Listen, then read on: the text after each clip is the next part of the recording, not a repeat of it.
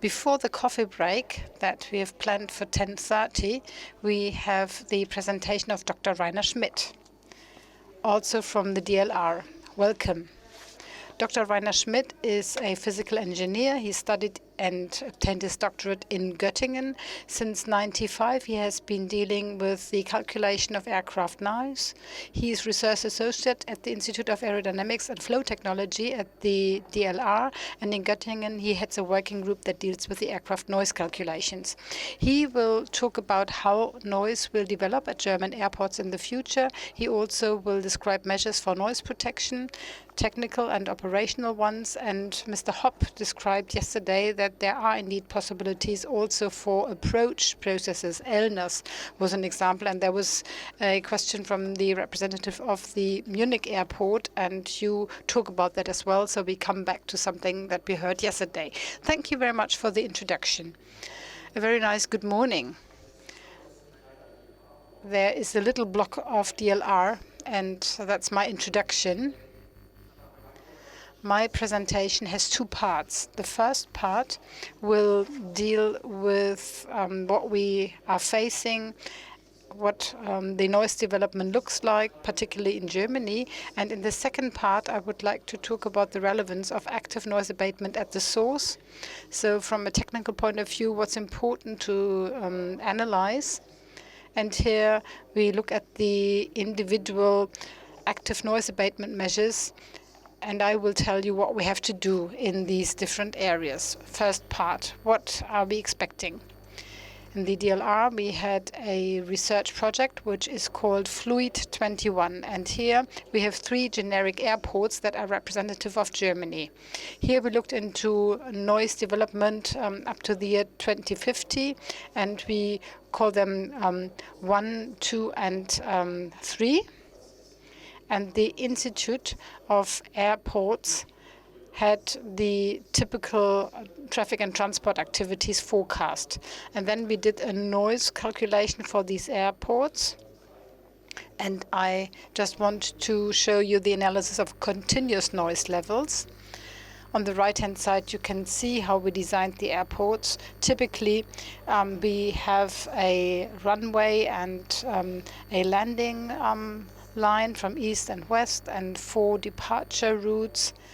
After 10 kilometers, they fly north and south. There are advantages in the way that we can separate traffic between start and landing, and we can develop conclusions on what is relevant for starting and landing separately. If you look at the traffic that we forecast for these airports, only for the single runway airports, I only do that for time reasons that way, but the conclusions that I draw, here you see similar situations, and this is also the Frankfurt airport representative here. Well, in Frankfurt you think Frankfurt is everything, but we have many other airports that are a bit different, and that's representative for that. I also see a lot of other representatives from other airports. We have determined for the year 2019, here we had 120,000 air movements, and the forecast is that in the year 2050, about 170,000 air movements will happen.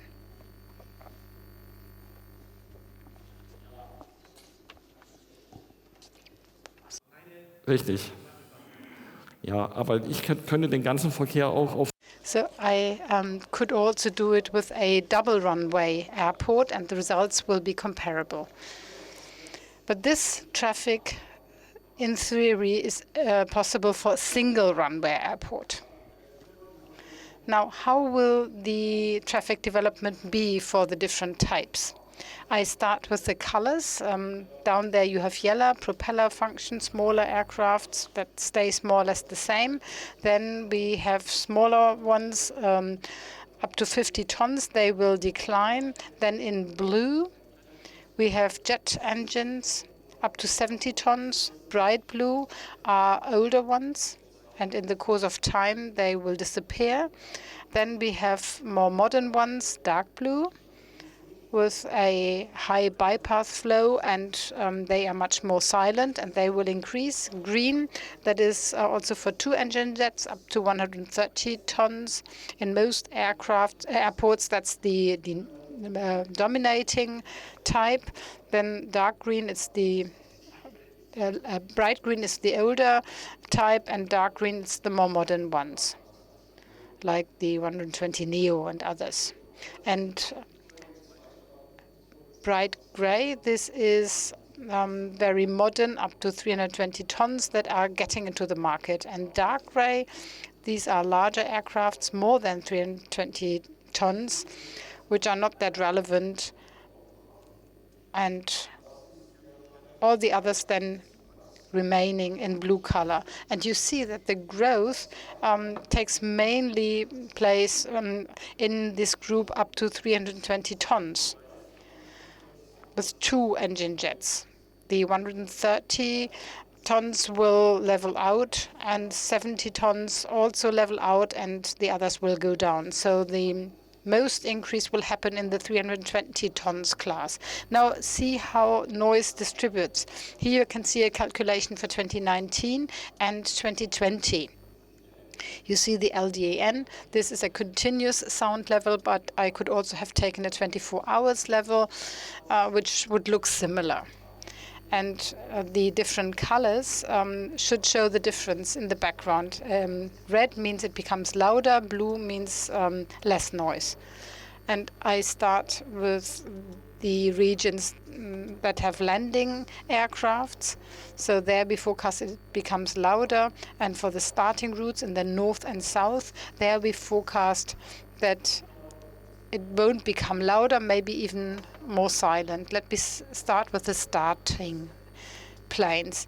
And maybe that was the subject yesterday already. Start is really predominated by engines. And the younger generations have very silent engines, so it will level out. So we have more modern engines, modern aircrafts, but more. So that stays at the same level. With landing, it's different, however, depending on the aircraft. But you could say today there is the situation that the noise from engines and the noise of the aerodynamic sources, depending on the operating point, is more or less at the same level, same extent. So here the aerodynamic sound sources play a more important role for landing, and the aircrafts become larger, more heavy.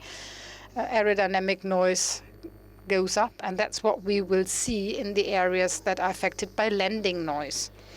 Now I can evaluate the surface, and I can also have a look at how they develop in terms of size. This is what you see here for LDN 50, 60, and 70 dB. And if I look at the curves, and I had it before, so this is really typical. We expect that the noise level in the next 20 years will stay the same. So continuous noise level. It's always continuous noise level. There are other evaluation systems that would do it differently, where the total is regarded more important than the level. So there are 3 things normally: number, level, and duration. And from these 3 combinations, Mr. Birch mentioned that before, you have all the important evaluation systems, and the equivalent continuous noise level is the level that would level out, would stay the same.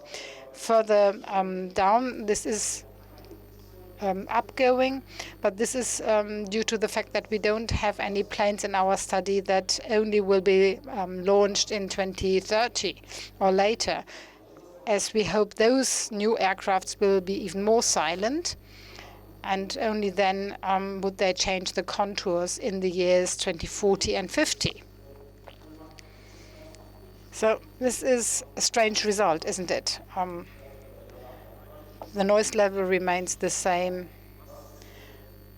Movements go up. What's the driver? We looked into a scenario, and in this scenario, we assumed that there is no technical progress. We assumed that there is no technical process. So we freeze it. We freeze it in the year 2019. And then, of course, the different types look much different, and we would forecast that the older aircrafts, more than 320 tons, would be the biggest growth group, and we see how this has an impact on the noise development. I mean, this is the logical consequence. If there was no technological progress, the contours would double, more or less. On the contrary, you can conclude that the technological progress is the most important reason why the noise regions around the airport stay at the same level. Okay. And this brings me to noise abatement measures. Some understand operational measures or restriction measures as sound abatement measures. What would happen if I froze the movements? That's something that people like to demand, say definitely no additional movements. Then the traffic at the single runway airport would develop accordingly, as you see in this picture. 120,000 movements, that's the limit for our study. Of course, the airport continues to grow. And how does it grow? They use different aircrafts. The smaller aircrafts would rather disappear, and the aircrafts become heavier and heavier. And there you see how it becomes manifest. Of course, it has an influence, but only a small one. Without control, the continuous levels stay the same. But if I say no additional movements should take place, then there is a slight reduction of 10–15%. It's a very strict measure, but in comparison, the impact is relatively small. Now, you can do it the other way around. If I introduce a restriction of movements, would then the aircrafts grow? We don't want that. If I say no larger aircrafts are allowed to land or start at these airports, then the traffic would develop in that way. It would go up to 170,000, but then they would land in the class as of 320 neo or max. So that will be in the year 2050, more or less, the complete traffic. And if I look at the noise contours, this is similar to I restricted the movements, little influence, but very small influence. Okay. Let me briefly summarize this first block. Of course, such results must not be overinterpreted. The future is always open. But definitely what we can say, we expect that the number of movements will definitely go up. And we expect that at least in the next 20 years, a continuous sound level will stay at the same level. Definitely we can say regions where planes fly over it definitely might not be affected that much any longer. Stupid restrictions or limitations, if I may say so, that you just say no additional movements should be allowed or size should be restricted, they only have a comparatively small influence on the sound contours. And I didn't show that here, they might be counterproductive. If I introduce limits that prevent the use of new technology, then such measures can even be counterproductive. So you should think twice whether you want to do that. And the best noise protection for me is the development of modern, quieter aircrafts. That's really what we have to do. All the other factors only have a small influence. We continuously have to improve technology, develop new aircrafts. If we stop that today, developing new technology, then in the next 10 to 20 years it would be okay, but in the year 2030, 40, we would really run into a problem. All right. Now let me talk about the relevance of active noise abatement measures. My colleagues, of course, will go into further details later on, but I would like to give you a short insight about the important points. Here, I would like to start with the starting. There are different variants. There are basically two systems. But basically, I think there are only two. That is the steep climb and the flat climb. If you don't know it, all of you, here we have the runway. You accelerate at a certain speed, and the total energy then is translated fully into climbing up to a certain point, and then the thrust is reduced at 1,500 feet, for example, but there are, of course, different scenarios possible. And then the pilot, in principal terms, would have the possibility, after reducing thrust, has the possibility to use the energy more into climbing again. So in blue, you can see the steep climbing till a certain altitude is reached. Then the nose goes down again up to a certain final speed, and then further climbing happens. Or at this point, the pilot says, no, I start accelerating already now. Then speed is built up till a target speed, and then flight is continued. I said that there are several variants, and these are the two basic scenarios. And here you see the difference. Here, can you hear me again? Yeah, okay. The steep climbing in comparison with flat climbing. The sketches that I showed you before. And everything that is green, the steep system, has an advantage, and red would be an advantage of the flat climbing. So you can't say the one is better than the other. I only redistribute noise. And with the steep climb, you have advantages directly underneath the runway, that is 6 to 10 kilometers from it. There is an absolute advantage here. I would reduce noise. If I have a lot of population here, I rather would do the steep climbing. The flat climbing has the advantage lateral and further away. So I mentioned already before, this is not a general panacea. You can redistribute noise, and at every airport and with every directory, you have to find out what the best process would be. It says Ulrich Isermann under these slides. We calculated it several times, but that's the oldest pictures that I found. I think it's 20, 25 years old, but the factors have not changed. All right, for landing, it's a bit different. There are two different variants that are used, although there are, of course, different variants once again, but these are the main ones. So the blue one would be a continuous approach. So you have a certain speed at the altitude and energy, and till reaching the ground, you have to reduce that. So the plane has to get rid of the energy, if I can put it that way. So speed and altitude is reduced at the same time. Or the low regular power process. So first of all, you reduce altitude and have a frequency in between where you reduce speed, and then you do the same again and again. According to my opinion, no matter what process you use, wouldn't change noise abatement very much. What, however, is important, you have reduced energy. It would be counterproductive if the pilot in between would have to speed up the engines once again. So that wouldn't be silent.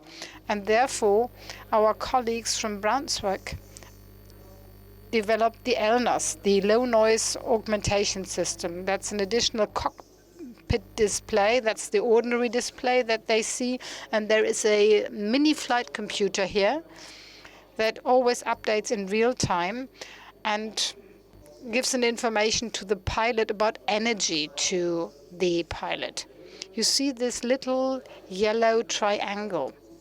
That's the position of the aircraft at the given point, and in white you have the altitude profile, and the ELNAS system would then propose that now the landing could be organized energy efficiently. And there is this blue arrow that tells the pilot that this is the excess of energy. At the moment, you don't need to operate the engine any longer because you have so much energy left. And the ELNAS system, of course, can also incorporate constraints of the air traffic control. I just let it run so that you can see how it works. When approaching, sloping, it updates depending on the weather situation or whatever. And then you have certain points here, like here, final descent at this point, extending landing gears, flaps 1, 2, and 3. This is slow motion, of course. And here you can see it's a bit above the glide path. Doesn't matter. Now deceleration happens. Flap 1, flap 2 is opened. And the ELNAS system has been evaluated positively by pilots. I mean, it's not helpful. We develop something and then pilots say, okay, it only prevents me from flying properly. Most pilots really said that's really a helpful system, this ELNAS system. And now I would like to show you results of the Zurich airport. There was a flight test, a whole campaign, where we had approaches with the ATRA, with the ELNAS system. And the left-hand side, you can see the altitude profile. That's in blue, approaches where the pilot had the system available and where he didn't have it available. And you can see that pilots flew the profile that the system determined to them. And there was a certain bundling. Left height and with the speed on the right-hand side, you can see it even clearer. Speed really fluctuated a lot before, but with the ELNAS system, it was bundled much better. And what we expected really happened. The last 26 Nordic miles, about 6% less fuel was consumed. And that's a beautiful result. And at the same time, noise measurements took place at the Zurich airport. On the left-hand side, you can see the single event levels and then the maximum level. A evaluated, S and low, that's maximum, AS maximum as it's called officially. In green, you can see the regular approaches of the A320 that happened in parallel. In red, the ATRA without ELNAS, in blue then with ELNAS. And the different measurement points, they show you the mean value, and then you have the error bar. But what you see very clearly, with the ELNAS system, the flights were less noisy. Further away, not close by, I mean, then it's the final descent. Here, both with the single event level and also with the maximum level, you would see the effect. Okay. Now, the last block that I would like to talk about, wrong world, because it's only results of Lothar Birch. But I present them, so Lothar, you can correct me if I do anything wrong. So let's start on the top left-hand side. We have to see what is relevant when and where. The diagram on the left-hand side shows the situation for approach. When approaching, it is typical that the engine noise comes from the fan. And in that fan noise, we have more or less the same level as the total level of the aerodynamic sources. And as a result, you have the total noise of the aircraft. For the reference aircraft, the same also for starting. For departure, here the fan noise is a bit higher. In the configuration presentation, but we also have jet noise, but the aerodynamic sources don't play a role at all. If you now consider that everything we have found out, all retrofitting ideas we have, would be fitted into a modern aircraft. You can do that in simulation. Then for the approach, you can see it on the right-hand side. The engine noise can be reduced substantially with modern engines. There's also a big potential with the aerodynamic sources of sound. And when approaching, I think we can really reduce it by 5 dB. For departure, it's similarly positive. With the retrofit measures, the aerodynamic sources don't play a role at all. And as we have a new engine here, we can reduce noise by more than 5 NB, 5 to 10 dB. That would be possible. And another point is important. If you really did that in the optimal case, then the highly ambitious Akari goals are not achievable. So we have to go more deeply into it. Retrofit is not sufficient. We need low noise engine design. And as you really do the designing in the early phase, you have to consider noise of the total aircraft in the early design. In the early design phase, you have to consider that, and that was mentioned before. That's why in the DLR, we have developed the PANAM tool, where we have the low noise design. First of all technical measures can be part of this PANAM draft. We can do flight simulation to also evaluate noise emission on the ground. We verified everything. We redrafted a plane. It's a redraft of an aircraft. And with that, we did a flight over campaign, left top and for approach and right top for departure.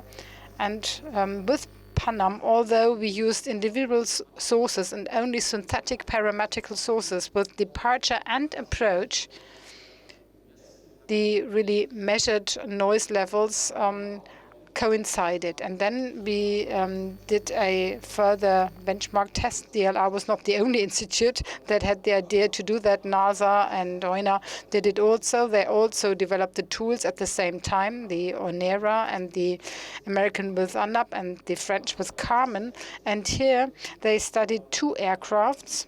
The one redrafted one I mentioned before, but down here a low noise draft. And then we determined a benchmark so that you can see, especially around the relevant area of the maximum level, here the 3 tools are really coinciding really well with the redrafted aircraft.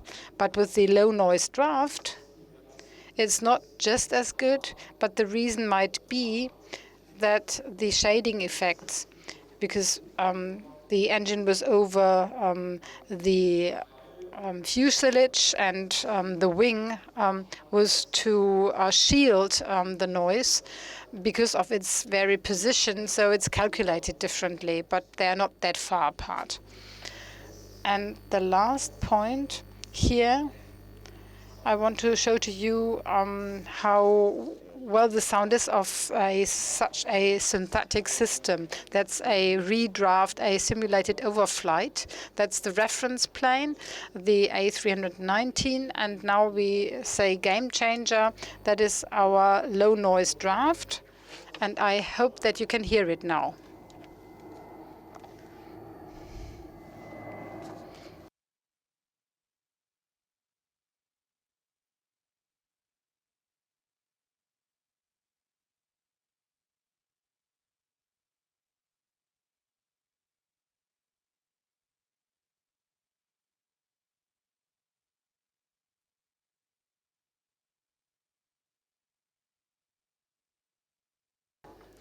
It's quite noisy, 4 kilometers before touchdown, and now the game changer.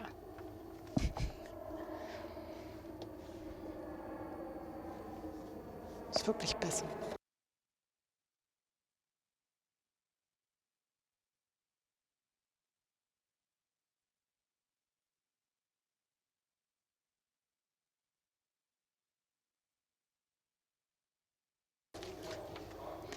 Well, okay, how loud is what? That's about 10 dB, yeah, a bit more than 10 dB.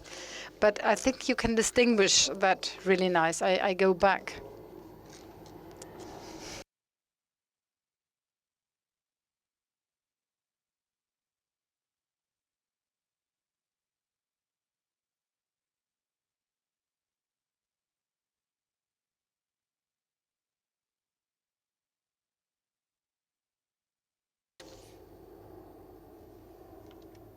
Now the other one again.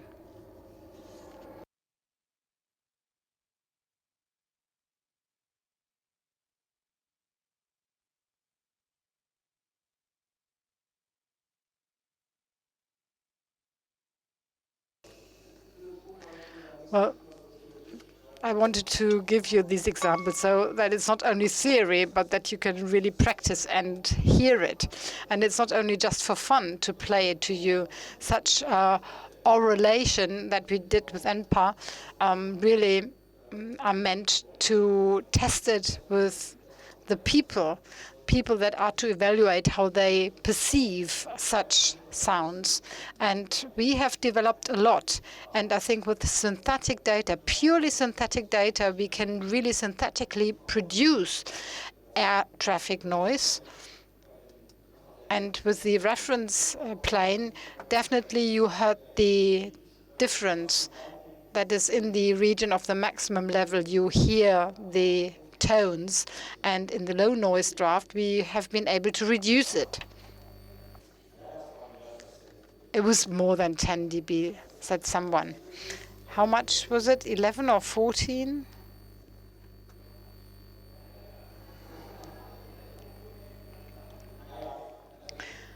Never mind. I don't promise that it was the right level, but it's always about the difference. I think that is important to show the difference. And that's now my summary. From my point of view, it's important to develop quieter aircrafts.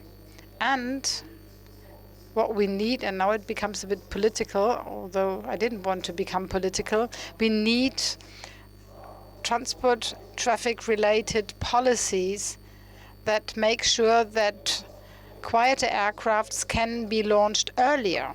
I think that's the best noise abatement for every airport. And now I refer already to the next two presentations. How can we build quieter aircrafts? My colleague Lars Enghart will be the next speaker. He will talk about quieter engines. For landing, we need lower noise engines. Doesn't say here on this slide, but maybe you can position the engine also that you have sound absorbing bodies around it. But the engine is important for landing noise. For takeoff noise, sorry. For landing, we also need quieter engines, and we also need quieter aerodynamical technologies, because these are the problem spots. If we want to become quieter with our operational processes, we need pilot systems like the ELNAs and pilot assistance. I mean, the pilot has to be guided properly to the airport. I think there is more potential out there to improve the whole situation in noise abatement. And this was my final remark. Thank you very much, Dr. Schmid, for this example of noise you brought with you. So it was not measured, but artificially generated. It sounded real. And for the first time, I saw people closing their ears, so it was not really pleasant. It's 22:11. We have the break right now, and then we continue with the other presentations after the break. And in the question and answer round, we can answer every question en bloc, because in the DLR, you closely work together. We had specific questions on the ESA, where there is still an open question, but we will do that after the coffee break. Let's meet 5 to 11, and then we continue. Thank you very much. And thank you very much that I had the opportunity to talk to you.